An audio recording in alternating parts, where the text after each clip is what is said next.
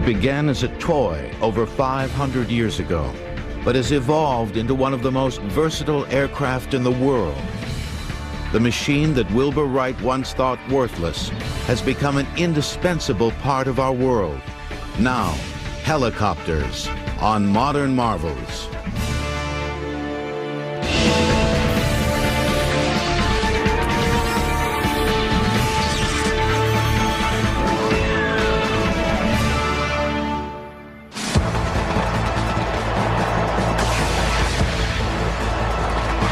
In watching a premier military attack helicopter in action, it's no wonder that many of the world's aeronauts claim that helicopters are the only real flying machines.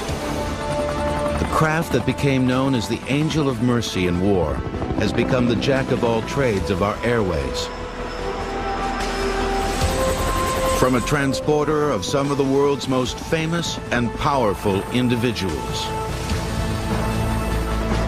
to aerial firefighters putting out some of our worst forest fires, from defender and protector of our neighborhoods, to the flying crane workhorses lifting over 12 tons, to one of the most important functions of this aircraft, the flying ambulance. Medevac helicopters have helped save thousands of lives a year. Yet less than 60 years ago, the only aircraft in the world that flies in 3 dimensions was still in its infancy.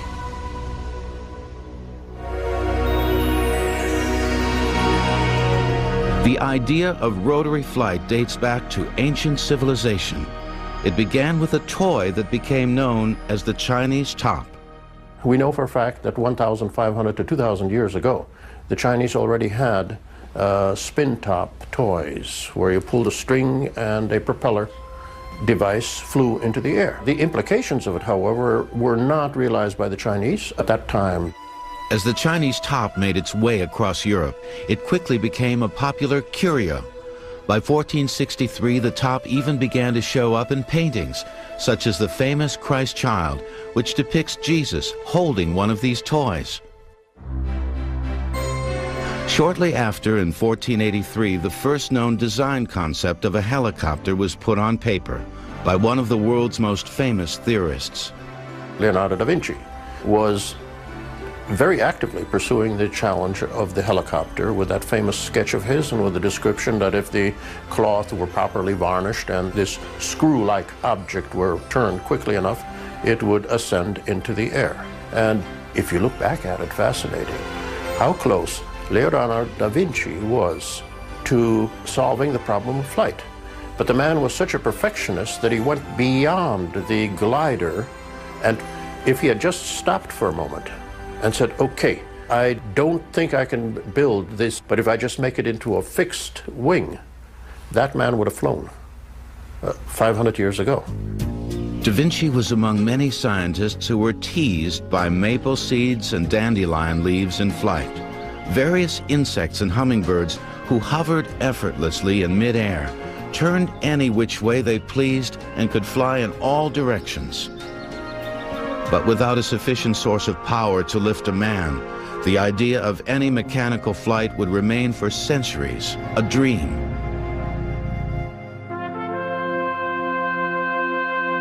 By the turn of the 19th century, many visionaries had put their ideas of a rotary aircraft on paper. However, most were based on fantasy rather than reality. But by the 1840s, an English scientist, Sir George Cayley, began tackling one of the first obstacles associated with rotary flight, counteracting torque. If you take a hold of something, a screwdriver for instance, and you twist it in one direction, there is a equal and opposite reaction in the opposite direction. And that would be the torque reaction. And when a rotor is spinning in the air, at the same time that it's turning in one direction, it's trying to twist the fuselage in the aircraft in the opposite direction. Cayley's answer to this problem was to design a helicopter with 2 rotors side by side. Each rotor would turn in opposite directions to counteract the forces of torque between each other. But Cayley never built his rotary aircraft. he knew that a full-sized machine based on his design would never get off the ground. See, the only power at that time really was a steam engine. And steam engine weighs about 100 pounds per horsepower. It's just impractical for vertical lift. But several years later, in the 1860s, a French engineer, Viscount Gustave de Ponton de Amécourt, was determined to prove to the world that rotary flight was indeed possible. De Amécourt built a miniature rotary aircraft which demonstrated a new method of counteracting torque. He researched and built small flying models, and one of them was a counter-rotating helicopter toy, where he took a bow and would wind it up, and the tension of the bow would turn one rotor in one direction. The torque of that would turn the opposite rotor. Size maybe 2 feet long, but it did fly. This became known as a coaxial method of handling torque, two rotors mounted on a common axis. After proving that a properly designed coaxial rotor system would fly, de Amécourt designed and built another miniature rotary aircraft. This time, he utilized tiny watch spring mechanisms for power. They too flew successfully. De Amécourt came up with an enduring name for his contrivances, using the Greek words helico, meaning spiral, and pteron, meaning wing. He coined the name hélicoptère. But until a sufficient source of power became available enough to lift a man, helicopters would remain small, miniature prototypes. The world would have to wait another 20 years for vertical flight. In the 1880s, Thomas Edison attempted to build a helicopter. He created an engine powered by gun cotton. But after his laboratory blew up during one such experiment, he went back to doing what he knew best, developing electrical items. Helicopters will continue in a moment on Modern Marvels. By the mid-19th century, there were many failed attempts to design and build both fixed-wing and rotary-winged aircraft. But the failure of these attempts did not stem from a lack of aerodynamic knowledge. All of these early developments of aviation had to wait for the development of the internal combustion engine, the gasoline engine. Obviously, those people that were trying to fly with manpower, that is by flapping their wings or pedaling a bicycle-like machine, were doomed to failure because of the fact that the human being cannot generate that amount of energy. But in 1876, the four-stroke internal combustion engine was perfected by Germany's Nikolaus Otto. By the turn of the 20th century, the piston engine's power-to-weight ratio was at levels that assured mechanical flight possible, at least with airplanes. On December 17, 1903, near Kitty Hawk, North Carolina, the Wright brothers made the first controlled, sustained airplane flights in a powered, heavier-than-air vehicle. Now, the Wright engine was at about 15 pounds per horsepower, but that was possible for an airplane, but really not for a helicopter. So when the weight of the engine, reciprocating engine, got down to around 3 pounds per horsepower, that's when vertical lift machines would be possible. On September 29, 1907, French aviation pioneer Louis Breguet became the first to leave the ground vertically. He and his craft hovered for 1 minute at an altitude of 2 feet. However, Breguet had no control of his gyroplane number 1, and his craft was tethered to the ground for safety. But on November 13, 1907, another French engineer, Paul Cornu, would also make aviation history. Hovering about a foot off the ground for several minutes, Cornu became the first person to ever rise vertically in a powered, heavier-than-air machine with no assistance from the ground. It was a true rotary free flight. But he too had little control of his machine. Although there were many engineers who followed in Cornu's footsteps, some even flying for up to 7 minutes, they all had the same problem: lack of complete control. In contrast, by the 1920s, United States Army Air Service planes were making the first flights around the entire world. it seemed that helicopter technology had quickly fallen behind that of the airplane. In 1925, a Spaniard, Juan de la Cierva, put the idea of a helicopter back into mainstream development. His invention, a completely new type of aircraft, the autogyro. Well, an autogyro has a rotor, and when the aircraft is moving forward through the air, the rotor acts a little bit like a windmill, where the forward motion of the aircraft moving through the air causes it to rotate. And when it rotates, it again is a rotating wing and is producing lift. But the forward motion of the autogyro is produced by a propeller very similar to what you would have on an airplane. An autogyro, which wasn't really vertical lift on the takeoff, but vertical lift landing, they could auto-rotate down and with very little ground run, plop down right in front of everybody, and especially at air shows, they would demonstrate that capability.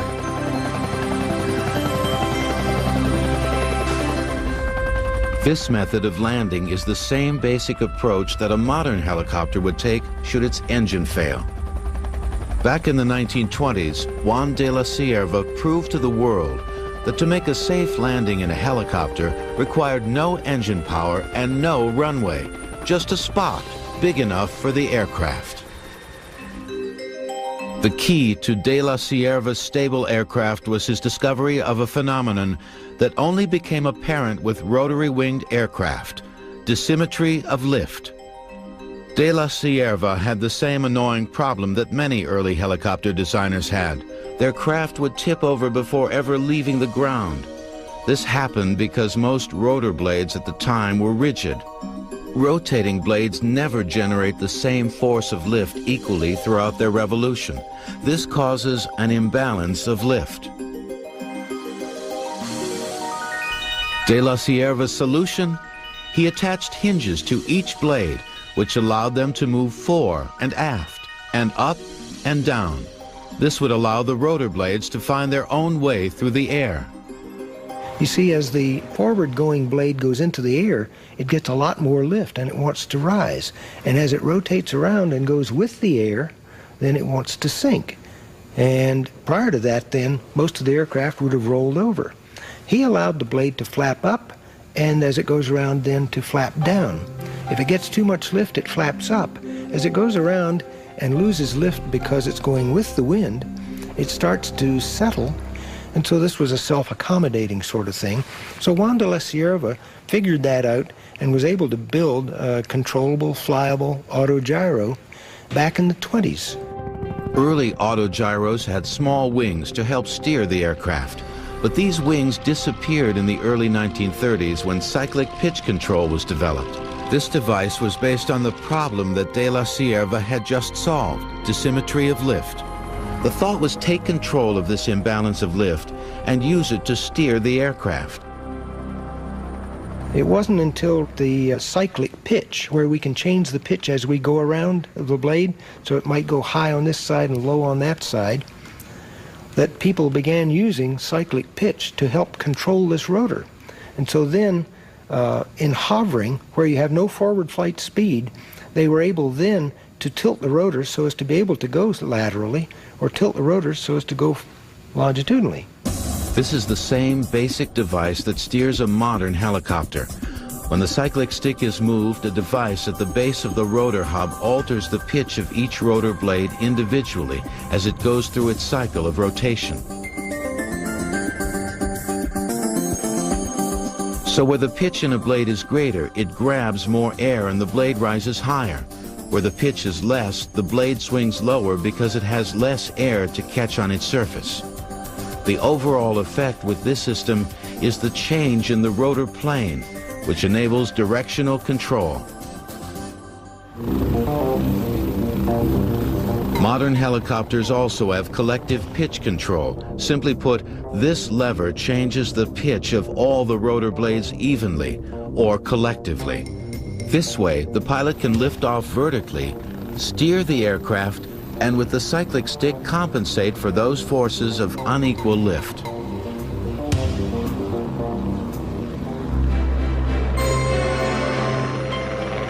Thanks to these new technological breakthroughs back in the 1930s, the autogyro achieved practical success. The Detroit News used one to speed reporters to the scene of major stories. The U.S. Postal Service began test flights for its deliveries. There were even demonstrations held on the White House lawn for President Hoover, who called the autogyro the greatest achievement in aviation. Harold Pitcairn, who was licensed by De La Sierva to build autogyros in the United States, even foresaw a future where autogyros would make automobiles obsolete. He designed a Pitcairn rotable and demonstrated it on the streets of Washington, D.C.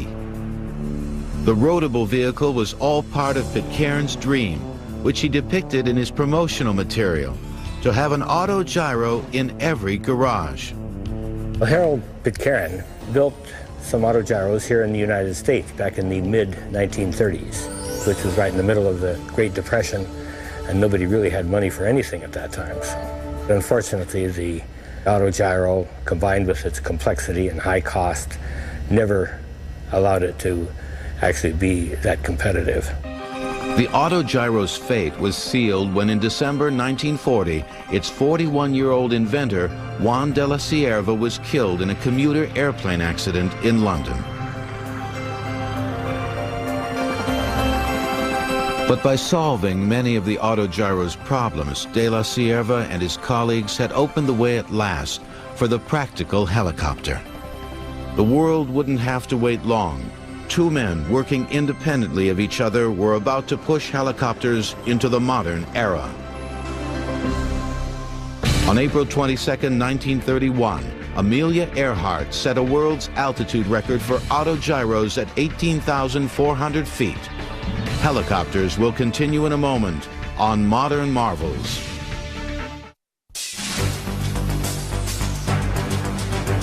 By the middle 1930s, there had been many complicated machines built in hopes of achieving controlled vertical flight. Few would ever do more than scoot across the ground. But in 1936, a German airplane engineer, Heinrich Fokker, had gone beyond conventional thinking. Why go to an elaborate new machine? He felt that the trusty autogyro was so close, he would simply build upon its basic design.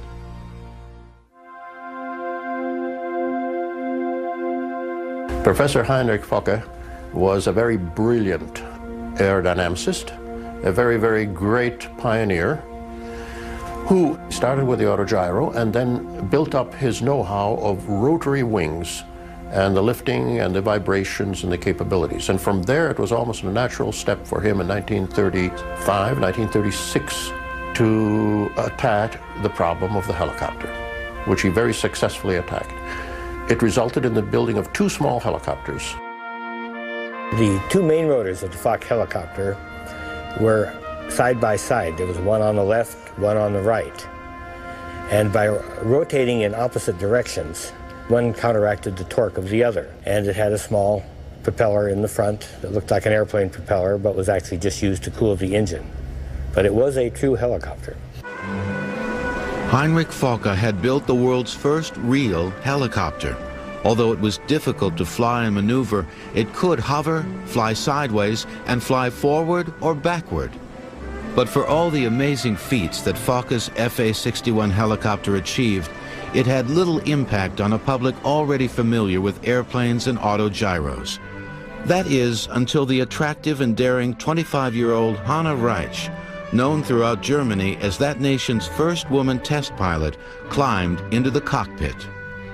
Hanna Reitsch was a very gifted test pilot, a very, very tiny, little lady, probably weighing 98 pounds, sopping wet, which was very good for improving the performance. You didn't want a big tank of a guy climbing into an aircraft which had marginal performance. Her flights and her demonstration flights were highly publicized. And those public demonstrations, I think, were pivotal to the cause of the helicopter. In February 1938, Reitsch demonstrated the Fokker helicopter inside Berlin's cavernous Deutschlandhalle Sports Arena every night for 3 weeks. She flew from a court about the size of a basketball court and would take off, fly, hover, turn 360 degrees. And when the films reached the United States, I think they also created a tremendous amount of interest in the helicopter here.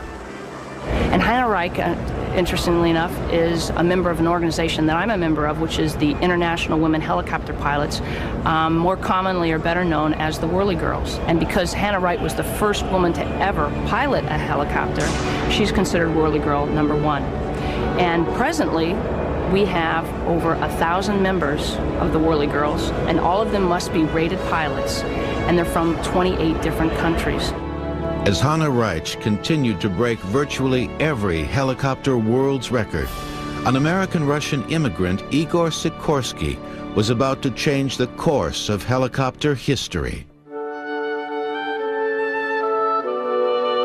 Igor Sikorsky was no stranger to aeronautics. By the mid-1920s, he had built one of the most successful airplane companies in the world, Sikorsky Aviation. In 1929, the company became a subsidiary of United Aircraft, giving Sikorsky time to pursue a lifelong dream, helicopters. As a boy in Russia in 1909, Sikorsky had built several unsuccessful helicopters, but by 1931 he was ready to tackle the task again. Dad got back into helicopters in the very early 1930s. At that time, you could say his work, 9 to 5, were the large clipper ships, the flying boats for Pan American Airways and for a number of other airlines. But already in 1931, 32, 33, you begin to see the sketches increasing in volume, the sketches of a helicopter. And by 1935, 1936 already, I was building small little models that he would then demonstrate to his engineers or take up to the board of directors of United Aircraft, as it was called in those days. Sikorsky's sketches resulted in a unique design for the time period, a single main rotor. Up until the late 1930s, most helicopters that had lifted off the ground were either coaxial in design or had at least 2 main rotors, such as the Fokker helicopter. A number of people had tried to build a single main lifting rotor machine, but actually none of them were successful until that time. And in fact, great many authorities considered the single main lifting rotor machine to be technically and theoretically impossible. It just could not be done. However, by 1936, 1938, Igor Sikorsky had zeroed in and sat down on this concept and was beginning to develop the necessary hardware, the necessary design philosophy for a single rotor machine. On September 14, 1939, Sikorsky began cautious flight tests in his single main rotor VS-300. He kept his craft tethered to the ground while he slowly worked the kinks out of his design. Concentrating heavily on how to control his craft, Sikorsky focused on a rear tail rotor configuration. He tried everything from no tail rotor to 3 tail rotors. He was trying to obtain some of the other control movements of the helicopter with these other rotors. He finally got rid of the rest of the other ones and ended up with a single tail rotor back there to counteract torque and also to give the pilot control of rotating the helicopter to the left or rotating it to the right. So the tail rotor really performs both of those functions, counteracting torque and providing directional control. The tail rotor was, and it still is with modern helicopters, controlled with foot pedals. When the pilot wants to turn the helicopter to the left, he pushes the left pedal in, which decreases the angle of the rear rotor blades, allowing the natural forces of torque to turn the fuselage to the left. Pushing in the right pedal increases the pitch of the rear rotor blades, causing them to bite the air harder and overcompensates the forces of torque, and the aircraft swings to the right. But for Igor Sikorsky in 1940, creating this design concept did not happen overnight. There were many flight tests that would demand numerous modifications, so many that Sikorsky's mechanics affectionately nicknamed the VS-300 as Igor's nightmare. The memories are very vivid of the very early flights of VS-300. Those benign, beautiful, warm spring days of 1940, as the helicopter would be hovering just in a parking lot behind the Sikorsky factory. And I remember you could touch it the way you could touch a living thing like a horse or a dog. And you had that affection for it. Igor Sikorsky's VS-300 was America's first successful helicopter. His design and patent became the basis for future modern helicopters. Our Army Air Force at that time became very interested in the aircraft and gave him $50,000 to finish the development of that aircraft. United Aircraft, of course, added a lot of money to that, and they developed then, under Air Force contract, the XR-4. And that's the aircraft that's sitting behind me, is the first then production aircraft. This is the only remaining prototype of the XR-4. By the end of World War II, over 400 Sikorsky helicopters had rolled off the assembly lines. Military leaders first thought of the helicopter as a scouting tool, but the helicopter quickly proved to be capable of much more. During the last years of World War II, many stranded victims were rescued in spots that only the helicopter could reach. The military was impressed with the life-saving potential of this new machine. The helicopter had shown that it could be a truly useful aircraft, a rotary-winged angel of mercy. In years to come, it would be that and more, in peace as well as war. The first helicopter hoist rescue took place in November 1945 with the Sikorsky R-5. The helicopter pulled 2 seamen from a sinking barge off the coast of Connecticut. Helicopters will continue in a moment on Modern Marvels. Early helicopter pioneers all had one thing in common. There wasn't much of a technological track record to follow. Much of the early designs were based on intuition. Well, use your best judgment and your imagination and do what you think you have to do to conceive and develop a system that will work. If it works, you made it. Like we did 55 years ago on the 11th of April, 1943. Frank Piasecki built and flew America's second successful helicopter, the Piasecki PV-2. Just like Igor Sikorsky before him, Piasecki's first flights in a helicopter were tethered to the ground for safety. It was a kind of a windy day, but we started the machine up, and we had my mother's clotheslines I borrowed to hold the machine to the ground. And all of a sudden, a gust of wind came along, lifted me up off the ground, broke the ropes. Everybody ran away, and just by some stroke of the Lord, I moved my head in the right direction and countered the turn that the wind did, and came back on the ground and stopped. And the machine was saved. And that was our first takeoff. Piasecki's PV-2 helicopter evolved into a fully controllable aircraft.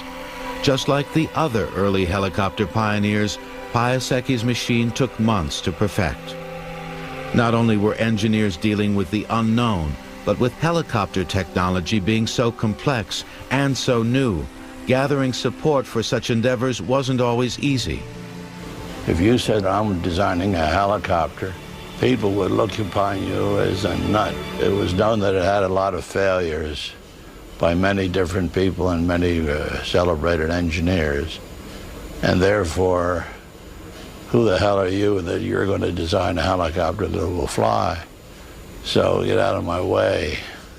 But by the time the clouds of World War II began to part, more than 50 companies were working at helicopter development, all hoping for a governmental contract. It was Frank Piasecki who got the attention of the Navy. Frank Piasecki designed a helicopter that had 2 rotors, but instead of being a lateral twin, meaning that it had rotors on each side, he put one of the main rotors at the forward end of the helicopter and the other main rotor at the aft end of the helicopter. Again, they rotated in opposite directions so that each one compensated for the torque reaction of the other. And Navy then gave us an order for 10 of them because they wanted to try out a squadron of them. And with those 10, they were able to apply this new thing that they had, which gave them 1,800 pounds of vertical lift, which gave them more speed, which gave them more maneuverability, towing things, for instance, minesweeping.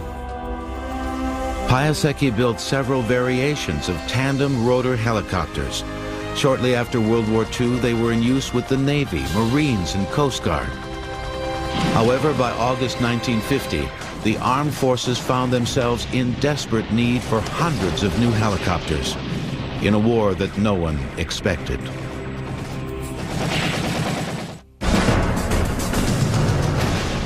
Without a doubt, the Korean War convinced all of the skeptics, because within a few months after the start of the war, the helicopter had gone to almost priority number one. It was used for medical evacuation. It began to be used for the rescue of pilots down behind enemy lines. At first, the majority of the helicopters in use were Frank Piasecki's PV-3s, more commonly known as Flying Bananas. Also in use were Igor Sikorsky's S-51 helicopters. But for medical evacuation, a smaller, lightweight helicopter was needed. The design came from a brilliant young inventor, Arthur Young, who worked for the famous Bell Aircraft Corporation. Young had built America's third successful helicopter, the Bell Model 30. This craft first flew on June 26, 1943, only 2 months after Piasecki had lifted off the ground for the first time. Yet 2 years later, after an evolution of refinements and improvements, Arthur Young churned out the Bell 47 helicopter. The Bell 47 became the symbol of hope for American soldiers during the Korean War. They soon became an integral part of MASH units, or Mobile Army Surgical Hospitals. With its bulbous plastic cockpit, the Bell 47 quickly became one of the most recognizable helicopters in the world. Its characteristic clop, clop, clop, clop sound resulted in the coined term chopper. And by the end of the Korean War, I believe the helicopter had evacuated well over 100,000 wounded troops and had, what is equally significant, had rescued and brought to safety something like 1,200 pilots from behind enemy lines. Men that would have faced capture, starvation, torture, and probably death if it had not been for the helicopter. In 1953, the Korean War was over, but helicopters would soon become more than scout and rescue machines. They would become a viable military weapon in a distant conflict that would become known as the Helicopter War. However, harmony between helicopters and the military in Vietnam would take a little time. Virtually all helicopters utilized piston engines, which relative to their size and weight were bulky and weak. When enlarged, they took up too much space and could barely lift themselves and a large payload. The military quickly turned to the turbine engine, a source of power that throughout the 1950s was still in the experimental stages. But by the 1960s, after a series of refinements and improvements, the turbine engine was in mass production. The turbines were not introduced into helicopters until the mid to late 50s. And by the time the Vietnam War had gotten into full swing, the military had converted most of its helicopters to turbine engines. And again, those helicopters were all fairly large, and the turbine engine functions very well in helicopters of that size.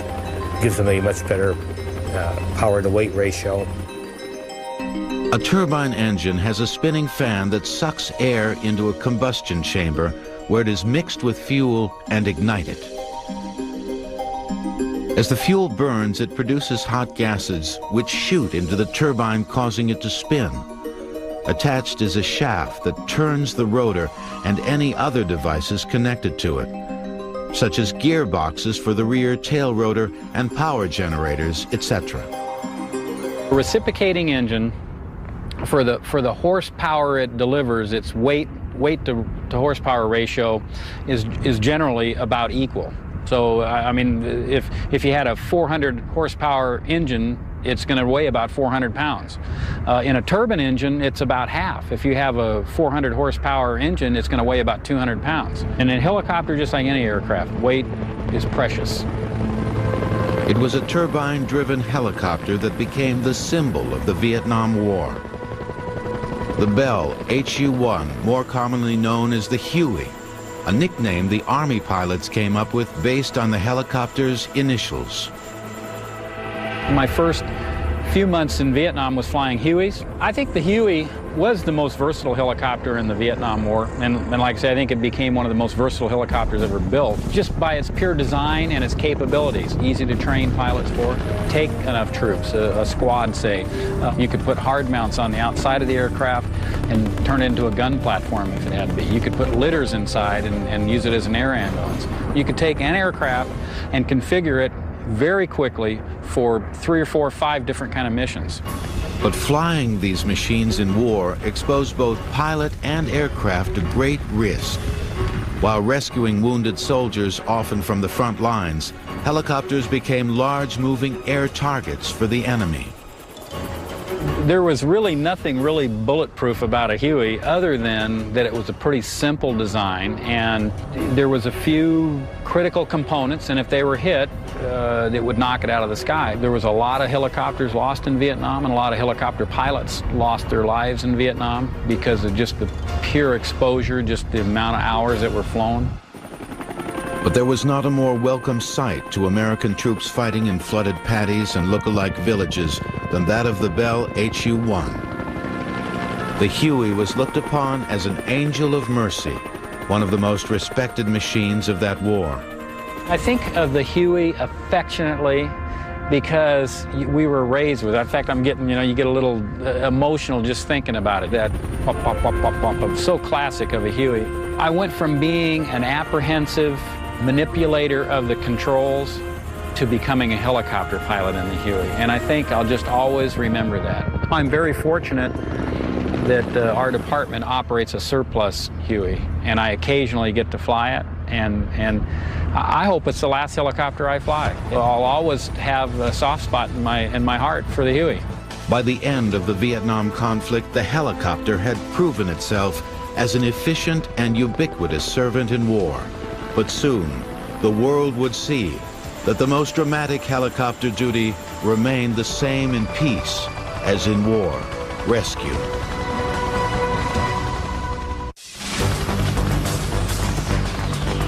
Less than 20 years after the birth of the modern helicopter, the world became reliant upon its existence. I think certainly that to the Army of the United States, and I would dare say to the armies of a number of military services around the world, the helicopter certainly is as indispensable as the jet fighter is to the air forces of the world. It does provide you simply with the capability to continue military operations in areas that would be inaccessible with anything but the helicopter. Currently, the latest in helicopter technology can be found in some of the various military machines, such as the Boeing Sikorsky Comanche. This stealth machine can fly at speeds up to 200 miles per hour and execute snap turns in 4.5 seconds. The Comanche can fly sideways or backwards at 70 miles per hour, while the pilot utilizes the craft's advanced radar and infrared sensors. In seconds, the Comanche's computers can scan miles of a battlefield, instantly prioritize all hostile targets, including tanks, trucks, and even other helicopters. While displaying the targets for crew identification, the system selects the optimum weapon to neutralize each, either from its own extensive weapon systems or by relaying encrypted information to other air or ground commanders. the civilian side of helicopter technology is no less important. Helicopters are always on standby for our safety and benefit. A lot of people don't realize one of the special functions of a helicopter in a large metropolitan area is when the corporate helicopters are members of a disaster relief program. And in the New York City area, for example, all the corporate helicopters that fly around not only just fly the executives around to save time and bring in a lot of business to the area, which is very important for the economy, but should an unexpected disaster occur, for example, some kind of a bombing or just some kind of a national disaster, the helicopters would all rally in support of the community. And this is something that we do in addition, just as a community service. Today, I think we can say, as a rough ballpark figure, that well over 1.5 million human lives directly saved by the helicopter, by the intervention of the helicopter. In 1957, President Eisenhower took a ride in a Bell H-13J from the White House lawn to a command post as part of a civil defense exercise, becoming the first president to fly in a helicopter. Modern marvels will return. Helicopters also act as aerial firefighters. They can access much smaller water supplies than tanker planes. These monster Erickson air cranes can quickly suck up over 2,000 gallons of water, and then with precise accuracy dispense the water over the affected area. Without these air cranes, many industrial projects would cost millions of dollars more to build. There is no need to impact the environment with roads, as these heavy-lift Erickson helicopters aid in power line construction, remote logging, and major equipment transportation. This unit is one of the first unmanned helicopters being developed for law enforcement and the military. Utilizing a single main rotor protected in the middle of the aircraft, this Sikorsky rotorcraft performs a variety of functions, including capturing live footage and transmitting it back to a safely isolated base station. Unmanned helicopters may one day be a common sight. Oh, the future of helicopters is absolutely exciting. Just a branch off from the helicopter is the tilt rotor, and that's where I think that you're going to mesh the vertical flight and horizontal flight. In fact, what it is the tilt rotor is the best of both worlds. You can land and take off like a helicopter and have the speed and range of an airplane. Man's thirst for perfecting three-dimensional flight appears to be an unfinished quest. But whatever we achieve in the future, the helicopter will always remain our source of inspiration. But I think the most special thing about the helicopter is the fact that it allowed man to live what had been considered up to now a dream. The ability to take off and land vertically, and the ability to hover motionless in the air, is something that literally only the helicopter can give mankind. My father, Igor Sikorsky, would often say that it's interesting that all of the great early legends of flight, the Pegasus, the flying carpets, the flying thrones of the Chinese, all of these had one thing in common. They did not need an airport. These were all vertical takeoff and landing machines. So that is what I consider to be the uniqueness of the helicopter.